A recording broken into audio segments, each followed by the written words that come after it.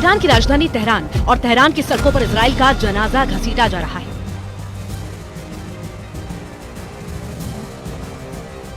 Iran में Israel को पूरी तरह खत्म करने की कसम खाई जा रही है।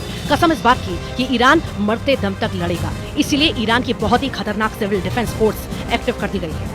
ईरान के सुलेमानी नंबर 2 ने तेहरान ने इस फोर्स को उतारकर बता दिया है कि खामेनेई अब इजराइल और अमेरिका को दूसरा मौका नहीं देंगे। अब कौन है ईरान का सुलेमानी नंबर 2? उसकी पूरी डिटेल जानने से पहले देखिए तेहरान से अमेरिका और इजराइल को डराने वाले वीडियो कितने खतरनाक हैं।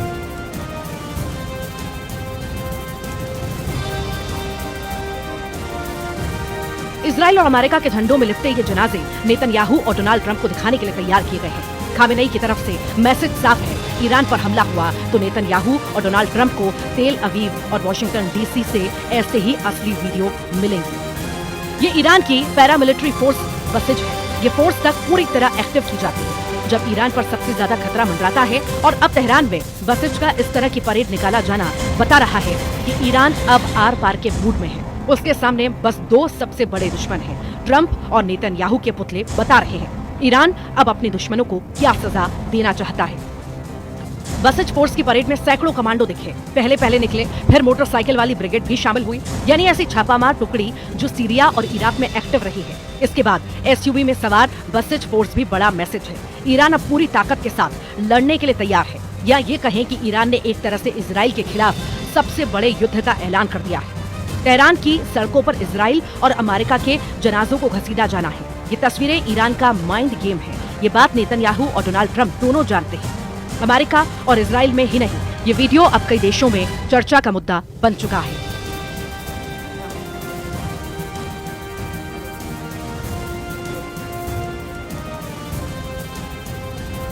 ईरान का मीडिया में तो छप ही रहा है कैसे इजराइल को चैलेंज किया जा रहा है। इजराइल की मीडिया में बताया गया कि हजारों लड़ाके ईरान की सड़कों पर लॉन्च किए जा चुके हैं।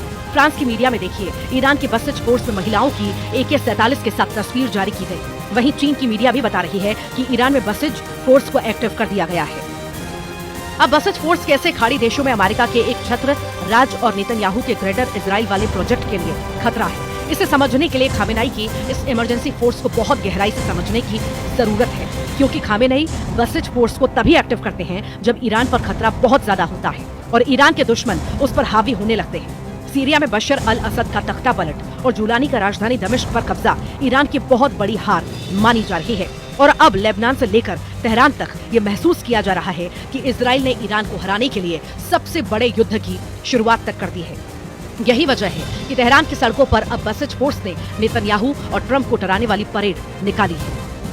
यदि हम जायोनी शासन को नष्ट कर देते हैं और इस क्षेत्र से अमेरिकी ठिकानों को हटा देते हैं तो इसका मतलब है कि हमने एक गोली से 100 लक्ष्यों पर हमला किया है और 1000 समस्याओं का समाधान किया और सब कुछ ठीक हो जाएगा। सभी देशों की प्रगति का रास्ता साफ हो जाएगा। आज ये बात सबके सामने स्पष्ट हो गई है। ईरान की आबादी करीब 9 करोड़ है। इनमें से 2.5 करोड़ लोग बसिज फोर्स के सदस्य हैं। इनमें महिलाएं भी बड़ी तादाद में शामिल हैं। बसिज में 60,000 सैनिकों को 24 घंटे के नोटिस पर तैनात करने के लिए तैयार किया जा सकता है। बसिज फोर्स का कमांडर ही अमेरिका और इजराइल की दहशत डबल कर सकता है। जैसे कहा जा रहा है ईरान का सुलेमानी नंबर 2, क्योंकि इसका नाम ब्रिगेडियर जनरल गुलाम रेजा सुलेमानी है।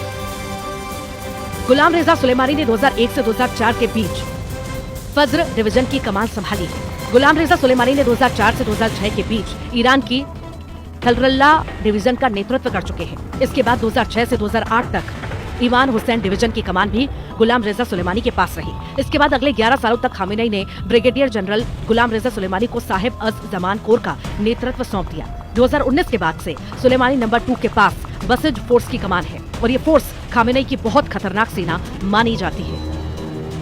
जब गाजा में लगातार इजराइल की बमबारी चल रही है और 46,000 से ज्यादा फिलिस्तीनियों की मौत हो चुकी है, तब नेतन्याहू पर सबसे बड़ा दबाव बनाने वाली ताकत ईरान को ही माना जा रहा है। लेकिन सीरिया पर जुलानी के कब्जे ने ईरान की रणनीति को बहुत बड़ा नुकसान पहुंचाया है और हिजबुल्लाह की सप्लाई लाइन कटने के बाद ईरान बहुत ज्यादा बेचैन है।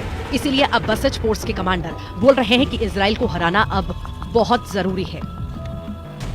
तेहरान में निकली ये परेड बता रही है कि ईरान का सुलेमानी नंबर 2 एक्टिव हो चुका है। सुलेमानी नंबर 2 एक्टिव तेहरान में जिस तरह से अमेरिका और इजराइल के जनाजे बनाकर घसीटे गए, वो साबित करता है कि ईरान में सुलेमानी नंबर 2 की बसिज फोर्स एक्टिव हो चुकी है। बसिज फोर्स एक्टिव तेहरान की सड़कों से लेकर ईरान में सत्ता के गलियारों में इस वक्त मूड बहुत खतरनाक है।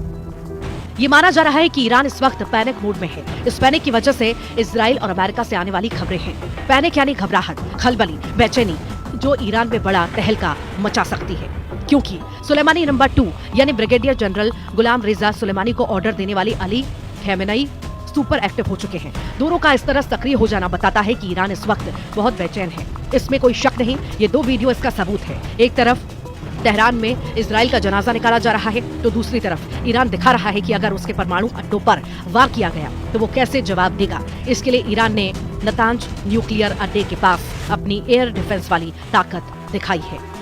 ईरान के खिलाफ लगातार रिपोर्ट आ रही है कि अमेरिका और इजराइल 20 जनवरी से पहले ही बड़ी स्ट्राइक कर सकता है। इजराइल और अमेरिका मिलकर ईरान के परमाणु अड्डों को टारगेट कर सकते हैं। इसमें बड़ा टारगेट बन सकता है ईरान का नतांज न्यूक्लियर प्लांट। नतांज को बचाने के लिए ईरान ने जो 3 लड़ाके तैनात किए हैं, लॉन्च होते ही ये दुश्मन का जनाजा निकाल देते हैं। ईरान के इन 3 लड़ाकों ने इस वक्त इजराइल के इरादों को अपने टारगेट पर लिया है। अब देखिए, ईरान का खोरदाद एयर डिफेंस सिस्टम ये अपनी मान से निकलता है, उस फ्रंट पर तैनात कर दिया जाता है जहां इजराइल के एयर अटैक का सबसे बड़ा खतरा है। रूस के बुक M2 की नकल खोरदाद 50 से 100 किलोमीटर की रेंज में टारगेट खत्म कर सकता है। इसके बाद ईरान ने दिखाया अपना टोर एयर डिफेंस सिस्टम। रूस से लिया गया यह सिस्टम यूक्रेन में भी एक्टिव है। Range 25 kilometre. हेलीकॉप्टर हो, ड्रोन हो या फिर नीचे उड़ने वाला फाइटर जेट, समझ लीजिए काम तमाम। अब देखिए ईरान का 9 डे एयर डिफेंस सिस्टम। आसमानी टारगेट के इस नए दुश्मन का मतलब है कि 30 किलोमीटर में हर लक्ष्य खल्लास। ईरान ये अपने एयर डिफेंस सिस्टम इसीलिए गुफा से निकाले हैं क्योंकि खामेनेई के कमांडरों ने मैसेज दे दिया है कि अब करो या मरो के हालात है। इसकी वजह से ईरान ने लॉन्च कर दिया है अपना युद्धाभ्यास इक्तिदार, जिसके टारगेट पर है इजराइल और अमेरिका। ईरान के तेवर देखकर अमेरिका और इजराइल दोनों हैरान हैं, लेकिन उनको पहले से उम्मीद रही है कि ईरान खामोश नहीं बैठेगा। यही वजह है कि गाजा, लेबनान और सीरिया के बाद अब क्या ईरान और इजराइल के बीच डायरेक्ट टक्कर होगी और क्या ये परमाणु स्टेज पर पहुंच सकती है। इसको लेकर पश्चिम के मीडिया में पहले भी कई खतरनाक रिपोर्ट छप रही है। इजराइल का मीडिया, अमेरिका का मीडिया, यूरोप का मीडिया, हर तरफ चर्चा है कि इजराइल और अमेरिका का ईरान के परमाणु अड्डों पर अटैक करने वाले हैं। ये खबरें लगातार छप रही हैं और ईरान इन्हीं खबरों को लेकर टेंशन में है। लेकिन 2025 की शुरुआत में अगर इजराइल या अमेरिका ने ये कदम उठाया तो समझ लीजिए कि एक और बड़े युद्ध में पूरे साल को झोंक दिया जाएगा और फिर पूरी दुनिया इस बात की गारंटी ईरान भी देगा और साथ में ईरान का साथ देने वाले देश यानी पुतिन, शी जिनपिंग और किम जोंग उन पूरे यूरोप और अमेरिका पर टूट पड़ेंगे। ईरान के परमाणु अड्डे पर हमले का मतलब है वर्ल्ड वॉर। ईरान ये वार्निंग बार बार दे चुका है। तेहरान में निकली बसिज की परेड बता रही है कि ईरान को गंभीरता से लेना होगा, क्योंकि अगर ईरान की चेतावनी को हल्के में लिया गया तो नेतन्याहू और ट्रंप की युद्ध वाली आंकड़ेबाजी बहुत बड़ा ब्लंडर साबित हो सकती है। ईरान का जवाब बहुत बड़ा युद्ध होगा। इसकी वार्निंग ईरान बार बार दे रहा है और दूसरी तरफ नेतन्याहू की एयरफोर्स बता रही है कि वो ऐसा मिशन किसी भी वक्त अंजाम दे सकती है। नेतन्याहू ने भी इससे कभी इनकार नहीं किया।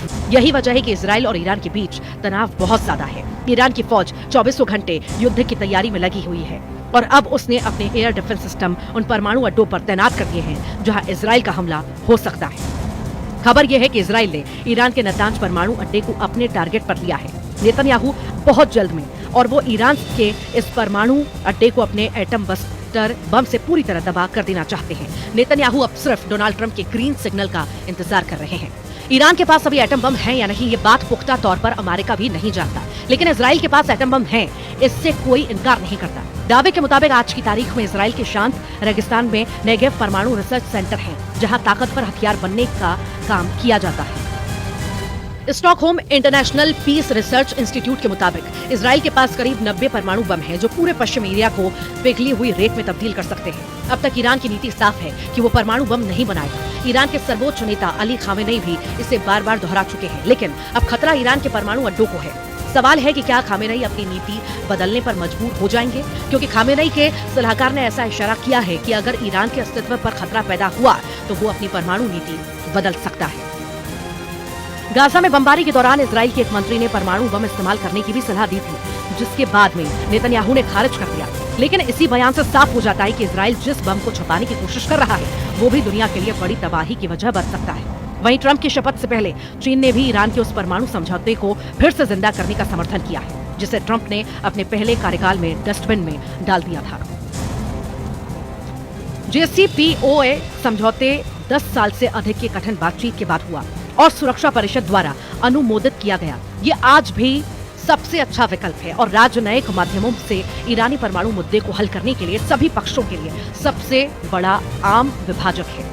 एक तरफ रूस और चीन लगातार दबाव डाल रहे हैं, ऐसे में ईरान को लेकर इजराइल और अमेरिका का विकल्प कम होते जा रहा है। नेतन्याहू और खामेनेई की टक्कर में पूरी दुनिया फंस चुकी है और अब एक फैसला इस युद्ध को एक झटके में अंजाम तक पहुंचा सकता है, लेकिन वो फैसला ऐसा होगा जिसमें पूरी दुनिया के जल जाने का खतरा है। वहीं 20 जनवरी को डोनाल्ड ट्रंप की शपथ से पहले ईरान की इस परेड को मामूली बात समझना गलत होगा। ईरान अगर 2.5 करोड़ लोगों को फौज में मोबिलाइज करने यानी उन्हें युद्ध के लिए तैयार करने का मैसेज दे रहा है तो समझ लीजिए कि गाजा और लेबनान के साथ यूक्रेन का युद्ध भी छोटा और मामूली नजर आएगा, क्योंकि अगर ईरान इस ताकत के साथ लड़ा तो इजराइल और अमेरिका के अड्डों को बचाना मुश्किल हो जाएगा।